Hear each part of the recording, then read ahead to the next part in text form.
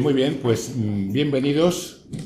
Es para nosotros un enorme honor y placer presentar estos tres libros que, en mi modesta opinión, abren ventana nueva en los estudios sobre la materia civiana, tanto de la vertiente cronística como la poética.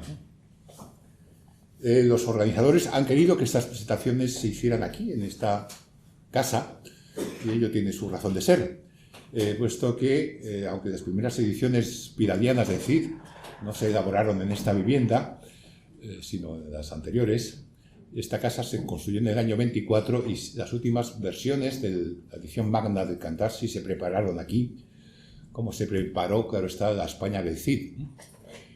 Y igualmente los estudios de historiografía medieval, Alfonsí, la primera edición de la primera crónica general, no se preparó en esta casa, pero los últimos trabajos piralinos sobre historiografía sí se hicieron aquí.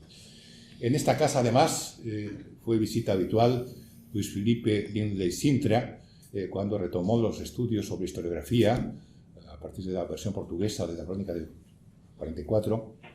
Y aquí trabajó muchos años Diego Catalán, que renovó por completo también los estudios de crónicas, de historiografía, y aquí, lo contará mucho mejor Inés, se creó un verdadero laboratorio de estudiosos sobre historiografía medieval.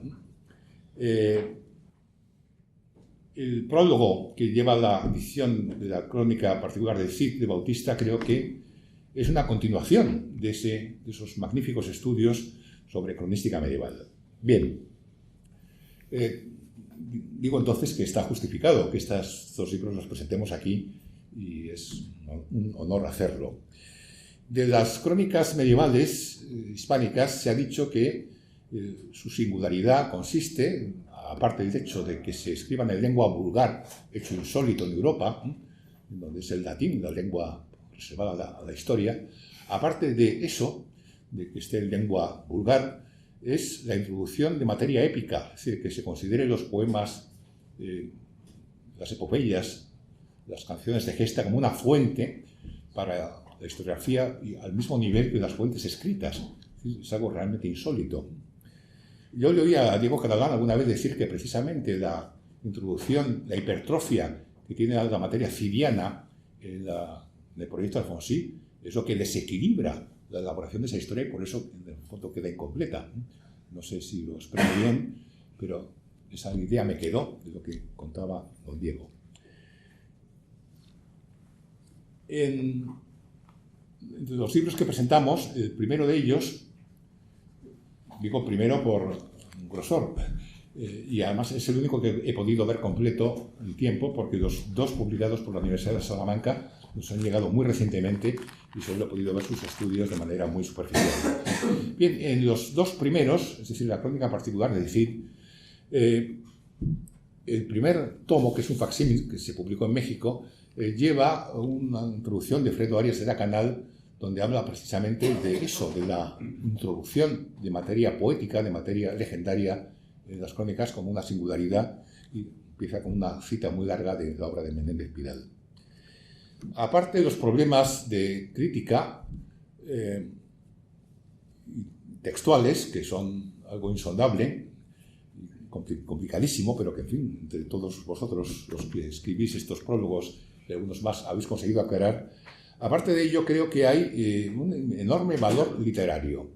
Esta crónica de particular del Cid, la que publica Fray Juan de Belorado, abad de Cardeña, si la leéis, yo la he leído con verdadero placer, porque está en gran parte en estilo directo, se hacen divisiones muy breves de capítulos cortos, y realmente es de una narración animadísima. Es increíble que un texto del siglo XIII, de fines del XIII, se pueda leer superado el pequeño obstáculo de que la lengua medieval evidentemente no es nuestra lengua actual, pero realmente cualquier francés o inglés sería inconcebible que pudiera leer una obra historiográfica de ese siglo, ¿no? Realmente estas obras, esta crónica se puede leer perfectamente. La crónica dentro de las crónicas alfonsíes y postalfonsíes, esta crónica que edita el abad de Cardeña en 1512 sigue muy fielmente uno de los manuscritos mejores de la llamada Crónica de Castilla, es decir, un derivado post-alfonsí del gran proyecto de Alfonso el Sabio. Es tal vez la obra que añade más materia original, puesto que incorpora partes importantes de Cantar de las Mocedades de Cid, que no estaban en las otras ramas previas de las crónicas alfonsíes, y tiene muchísima materia nueva. Es decir, hay personajes nuevos y sobre todo hay un punto de vista distinto, más que un punto de vista regio, hay un punto de vista nobiliario. Se enfatiza el valor de los nuevos linajes, de los segundones, de los bastardos, precisamente en unos momentos en que se eliminaban los derechos de los bastardos y segundones. Es decir, que claro está que hay una intencionalidad en esta rama de la historia de Cid. Hay otra sugerencia que espero que salga aquí, o si no en un posible coloquio final, y es el debatido tema de la influencia monacal en la épica. Es decir, todos recordáis las tesis de Bédier, a las que Menéndez Pidal era no partidario. Es decir, para don Ramón, menos monjes y más juglares. Sin embargo, la influencia monacal en la épica francesa parece que es indudable, y Diego Catalán resaltó la enorme influencia de la crónica de Pseudo-Turpin, los intereses que mueven esta crónica y los intereses que mueven la difusión de la épica francesa en España sí están ligados a la ruta de peregrinos de Santiago. Esto quedará para el coloquio final, si acaso. En cuanto al breviario de Cardeña, recordar también que el texto fundamental que edita Javier lo adquirió la Real Academia de la Historia por un informe favorable de Menéndez Pidal. Un librero de Burgos encontró este manuscrito una vez que se dispersa por la desamortización de la biblioteca monástica de Cardeña. Muchos tomos de Cardeña han aparecido en distintos países. Algunos se quedó en Burgos y este librero lo ofrece a la Academia. Y don Ramón hace la primera descripción, y yo creo que es gracias a él, por lo que se adquiere, y está disponible en España, y no ha corrido la suerte de otros, estarían en la Hispanic Society, o vaya usted a saber. Bien, este breviario incluye textos interesantísimos, los Anales de Cardeña y varias menciones de Cid. El otro libro, el obituario, el libro de aniversarios de Cardeña que publica la profesora Zaberenko, también tiene el enorme interés en que nos da las referencias de un Perabat, que seguramente es el copista de Cantar, con lo cual, claro, la vinculación de Cid y Cardeña quedaría enormemente afianzada, ¿no? Es decir, que sí, que Cardeña en efecto tiene mucho que ver con por lo menos con la copia de Cid. El original, Perabat usó un original, que estaría en Cardeña también, ¿no? En la nota que elaboramos para la presentación, yo decía que estas publicaciones nuevas nos darían pie para hablar, entre otras cosas, de lo que ya se ha hablado aquí, es decir, de la influencia de Cardeña, es decir, de hasta qué punto los intereses monásticos están presentes en la historiografía y en el propio Cantar.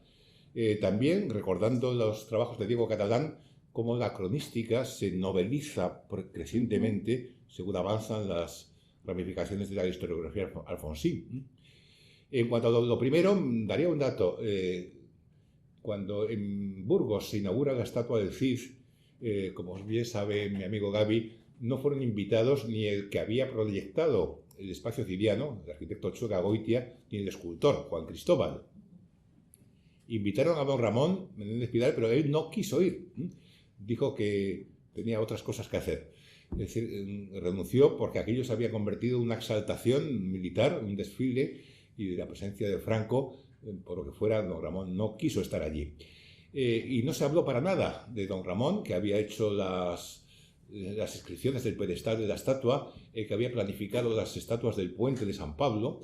Es decir, aunque don Ramón tuvo muchísimo que ver con todo el espacio cidiano, nadie mencionó su nombre, salvo un escritor muy del régimen, Eugenio Montes, que en unos Juegos Florales exaltó los trabajos cidianos de don Ramón y dijo una cosa en contradicción a su admirado don Ramón, y es que el poema del Mío Cid no se había originado en Gormaz ni en Medinaceli, sino en Cardeña. Es decir, que este curioso escritor falangista, Eugenio Montes, fue, que yo sepa, el primer defensor a ultranza, en época moderna, de que es Cardeña la clave para entender el poema de Cid.